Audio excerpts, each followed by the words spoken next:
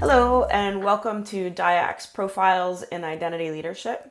I'm Joni Brennan, president of the DIACC, and today it's my pleasure to speak with Patrick Cormier. Patrick is Notarius's vice president of digital transformation, and he is also DIACC's Innovation Expert Committee chair. Welcome, Patrick. We're really glad to have you today. Thank you, Joni. I'm glad to be here with you today. How do you see the vision of the Pan-Canadian Trust Framework that's being developed in Canada? How do you see this as being unique from what's happening around the world? I think there's a combination of factors that make it unique. From my end, I really like clarity. So what drew me to the Pan-Canadian Trust Framework first was the clarity of the roles. It's very intuitive that there are people, organizations that are authoritative in confirming digital identity credentials. So we call them for a long while the authoritative parties. So that's intuitive. Same thing for the relying parties, those that rely.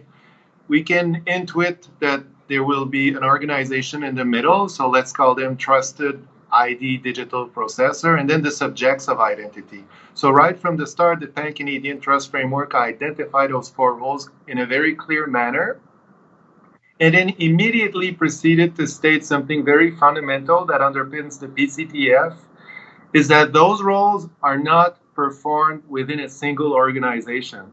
So it set the stage for the PCTF to be really all about an ecosystem and not a system. An ecosystem is one which, by definition, a lot of organizations that don't all report to the same authority operate. So the roles are discharged by different organizations. So that's a reality in Canada. We're a federation. There are 13, 14 jurisdictions that can establish digital ID credentials. So that drew me in. The very next thing was a focus on identifying not only the roles but the processes in a technology neutral manner. So I thought it was very promising. Of course, we're in Canada, so I need to mention privacy by design. So there was early efforts to secure the support of privacy commissioners throughout Canada. And finally, I really like the fact that the private and public sectors are working together. So just in this short list, if you combine all those ingredients, I do think it makes us unique in our approach in Canada. What insights have you gained by working with other members, and what insights have you been excited to share with your members? What have you discovered within the Innovation Expert Committee? One of the things that I've discovered early on was through the process of doing individual interviews. So as new members came into the committee, I thought it was very important to give them an opportunity one-on-one to expose what are their desires, their goals, also what they're worried about. I find that when people are new in a committee, and this was on top of that, a new committee by itself, often people are more comfortable sharing what they truly believe in a one-on-one conversation. And what I discovered there was pretty much everyone had a deep commitment and a deep desire to do something in digital ID, while at the same time being entirely not sure how. So the fact that this was overwhelmingly the norm was interesting in and of itself. The other thing is people, even if they don't have all the answers figured out, are willing to participate. So I found that to be very positive, but they need a minimal framework to operate in. The other thing that I've gained a lot from these early insights was often people think that they are alone in not understanding something. And I'm referring here to the Pan-Canadian Trust Framework itself. So there were some doubts. So just the fact that we can openly share, look, it's okay if you don't understand the Pan-Canadian Trust Framework. Let's talk about it. Let's expose what is not being understood.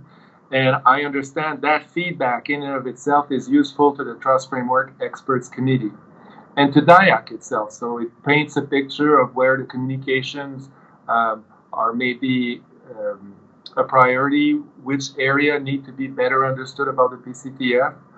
So that was a real eye-opener for me, because before that experience, I was alone with my perceptions and the things I think I did not understand. but now we're coming at it more as a committee. So that was great. The other thing that I found very early on is uh, a lot of uncertainty in terms of what technology will be brought forward and in which manner. At this stage of the game, there are no assumptions that can hold. It's really quite open right now. So for any company that is interested in playing in the world of digital ID and attributes, providing services related, it can be a notice and consent, digital ID, pretty much anything that's within scope of the Pan-Canadian Trust Framework. It's a completely open playing field right now. What drew you to be a leader in this community, to seek to be a leader in this community? What drew you to run for chair?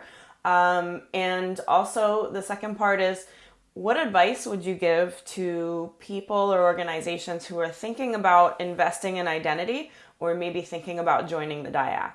It's actually a little strange how I came to be interested to be not only in the Innovation Experts Committee, but to run as chair, is I was asking a lot of questions. This was a brand new committee as of 1 year ago, and initially there was no chair, so we met. We had about a 1-page or 2-page mandate that was set and approved by the board of directors by DIACC. But when came the time to operationalize the committee, I had a lot of questions. I asked them, and there came a point quickly after a few weeks where my peers in the committee asked me, well, why don't you take the chair? So my colleagues asked me, and I thank them for their trust. But this is really how it happened. And because we were a group of experts and people are pitching in and collaborating, I accepted the recommendation. So this is how really I became chair. Since that time, I actually enjoyed that role very much because it's about having a clear defining a clear goal. So the first part of our work for a solid 2 months was, can we paint a picture in a 1 page of what our committee is about? How will we discharge ourselves of our mandate? So clarifying, for example, that we will support innovation initiatives. What's an innovation initiative? Well, it's 2 DIACC members or more that want to collaborate through a paper, a proof of concept, a pilot, or even an in-production effort to illustrate some part of the Pan-Canadian Trust Framework. So bringing clarity to the nature of our work in the form of innovation initiative, that's one half. But the later half was only clarified 5 months after. It was innovation challenges. So when the innovation challenges were proposed, it was a great idea, and it answered the need that a lot of people do not know how to do digital ID. So the reaction was, well, why wouldn't our committee accept in the form of question a challenge? So we want to do this, we're not sure how. So our committee could reflect back a proposed rough architecture of using components that are available out there in a Pan-Canadian Trust Framework compliant manner. So this is how I came about to lead the committee. We still have challenges ahead of us in 2019, and I'm looking forward to tackle those. And then the second part of the question is if you had any advice for people or organizations that are thinking about actually investing in identity or maybe even joining into the DIACC. I mean, the first thing, I used to be in the military for 20 years, and in those years, I learned very quickly that if someone has done it before, do not reinvent the wheel. So if you're an organization looking at digitally transforming in a manner that leverages digital identities efficiently and effectively, whether it's a strategic component of your digital transformation or just for efficiency measures, for all of these reasons, if you try to do it by yourself, you're looking at massive investments and you're only looking at a partial solution in Canada because identity is not owned centrally like other countries. Identity is dispersed in Canada. It's owned, the foundational identity for people born in Canada is owned by provinces. If you're a foreign national, it's owned by the federal government. So if you're looking at doing this and leveraging the past work, I would highly recommend to join DIACC Why? Because you will leverage years of efforts in coming with clear answers. What are the processes through which you can establish a reliable identity, use it, authenticate someone so that they have a valid claim in using that digital ID? These answers have been worked on by an experts committee, the Trust Framework Experts Committee, and have coalesced and matured into the current version of the Pan-Canadian Trust Framework, which has just recently undergone a round of public review. I expect, Joni, I think that the first release will be around June of 2019 or summer. So if you're looking at operating in that space, I would highly recommend leverage the work that has been done, join DIACC, and do come to the meetings, the AGM, the conferences. I found that this is where I learned the most. It's by speaking with people that are heavily invested in this area. Thank you so much, Patrick, for participating in the Profiles in Leadership series. Thank you for your voted upon by your peers leadership of the Innovation Expert Committee.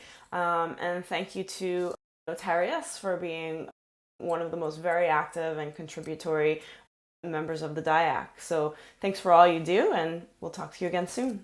Thank you, Joni. I look forward to 2019. Bye now. Au revoir.